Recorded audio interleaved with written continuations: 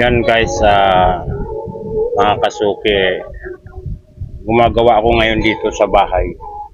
Ayan, nagkakape pero ubos na yung kape ko. Ayan, dito ako ngayon sa aking house. Ito ang tinatawag na work at home. Ayan, actually may nagawa na rin akong kaninang relo. Ito. Yan, bali pang-apat na ito. Ito nagawa ko na. Itong isa hindi ito, may defecto ito. May dalawa akong nagawa or tatlong nagawa kanina sa shop. Ngayon ay sobrang init. Dito na ako nagawa sa bahay, total linggo naman. Ito, yan. Pangalan ng relo ay Orient automatic. Yan, general cleaning yan. Yan yung kanyang kaha. Nakalagay dyan not working. So yan, overhaul yan. Ito na yung pinaglinisan. Medyo marumi talaga. Ito pa, may nagawa na rin pala akong isa. Ito, rado.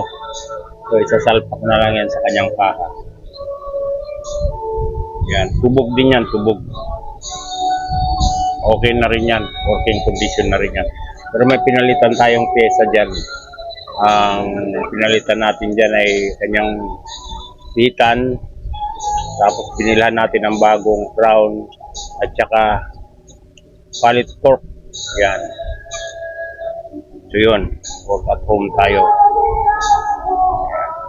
Ngayon, tapos ko na itong mga general cleaning. Nilinis isa-isa dito. Ayan, kita nyo mga kalas-kalas. Ngayon, assembling na. Assemble ko na ito. Tapos oiling. Yan mga guys, mga kasuki. Orient. Pangalan ng relo, no? Orient. Automatic.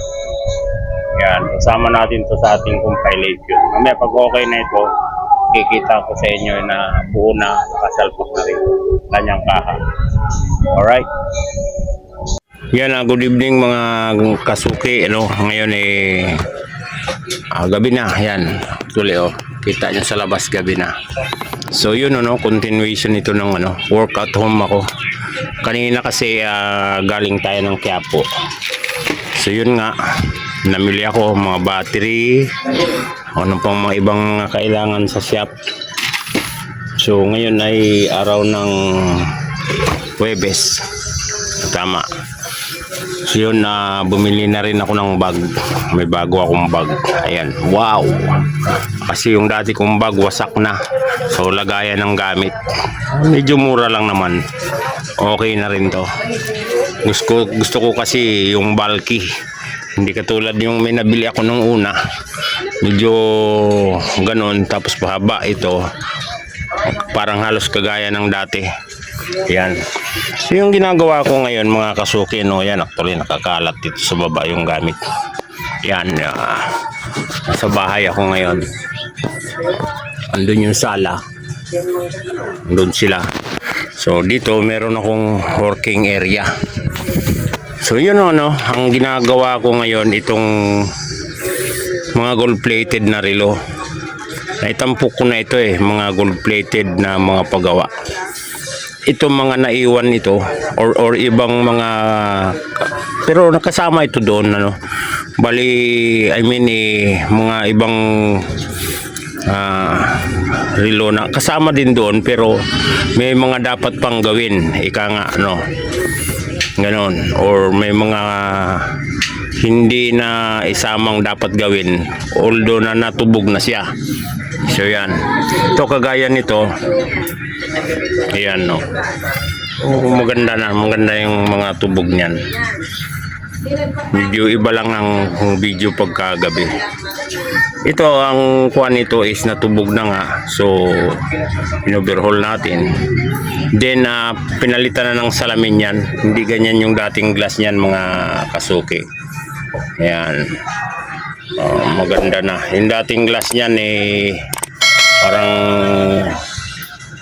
malabo at saka gas-gas. Ngayon okay na yan. May glass na yan siya. Ganon din ito. Yan, ito. Ganon din yan yung nasa gitna.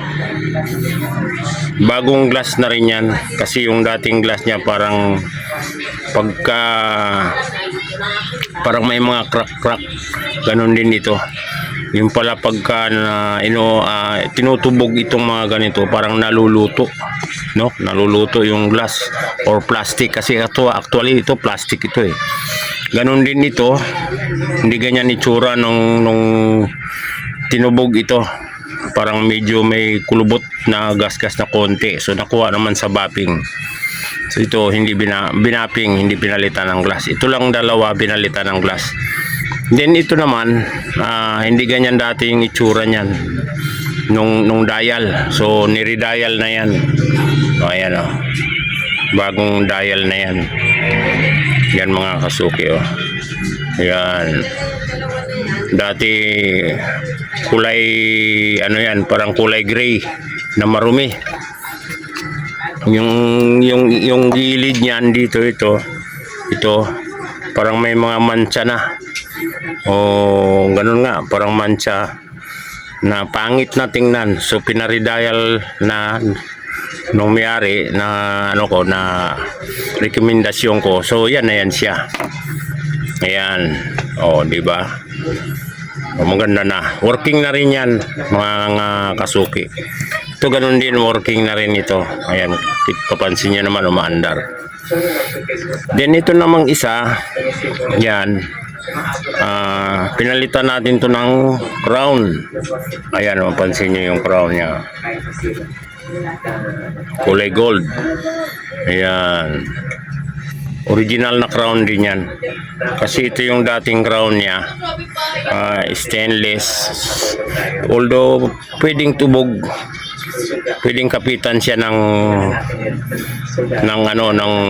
ginto or pagtubog niya, kaya lang mas madaling matanggal or parang mag-fade ganon.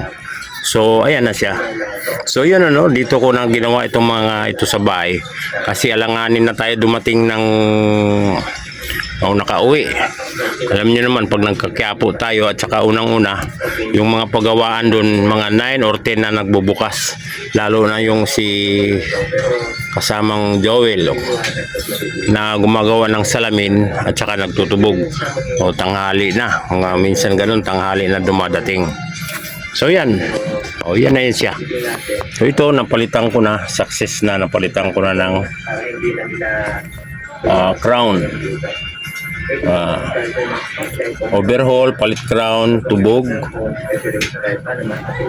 overhaul, tubog, tapos redial,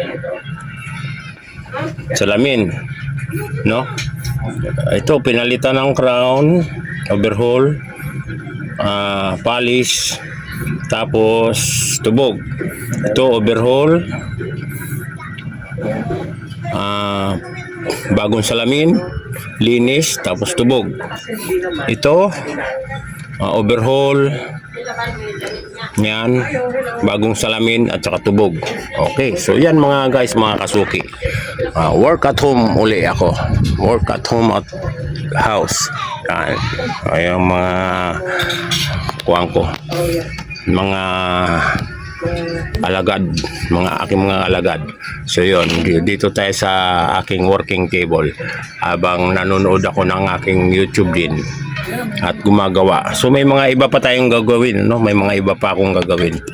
So pagka mainit sa pwesto at alanganin akong nakauwi galing Quiapo, mga 3 o'clock or 2, dito na ako gumagawa sa bahay. So yan, have a good day o have a good night o have a good evening sa inyong lahat mga guys, mga kasuki. Thank you very big. Yan, galing akong Quiapo kanina, namili anong mga kinakailangan at dapat bilhan o mga ipagawa doon sa Quiapo. Okay, thank you very much po sa lahat. Lahat mga subscribers ko. Salamat po sa walang sawang panonood, pagsubaybay sa aking YouTube channel. Pag namanood po kayo, wag niyong skip yung mga ads ha. Thank you very very big.